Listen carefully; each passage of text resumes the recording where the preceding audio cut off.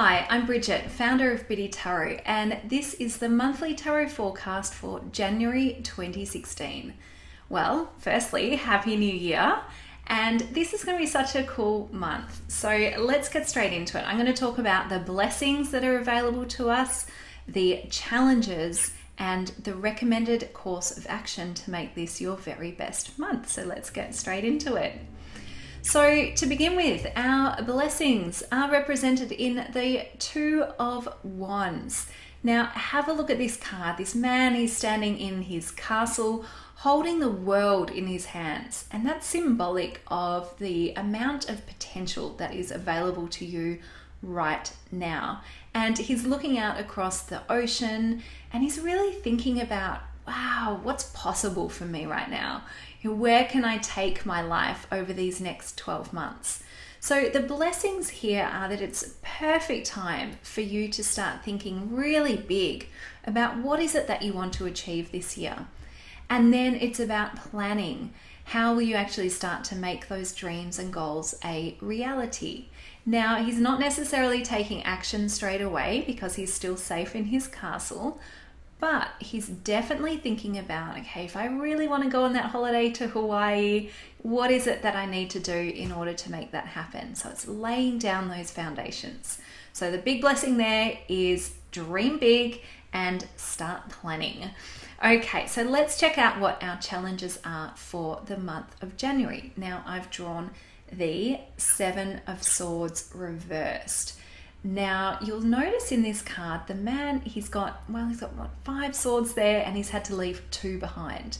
What this card tells us is that sometimes in order to do what we want to do, we can't do everything.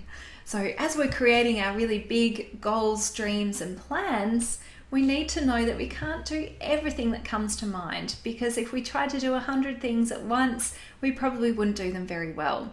So your challenge this month is knowing what is it that you're going to have to leave behind, and being a little bit strategic with it, and knowing that it's probably going to feel a little bit icky. You're like, well, I really want to go to Hawaii and Bali, but I can only afford one, so I have to choose one. It's not going to feel great, but that's what you need to do so that you can fully manifest your dreams in the way that you want. Now let's check out what the recommended course of action is to make this a really awesome month. And I have drawn the Eight of Pentacles. Now this card is both about mastery and paying attention to the details. So let's talk about mastery. You might have a skill that you can already do, but you want to take your skills to the next level. Well, this is the perfect time to do a little bit of extra training, skill development, courses, programs, in order to take your skill set up to the next level. It's not about starting something completely new and different. So if you've never played golf before, it may not be a sign to suddenly learn how to play golf.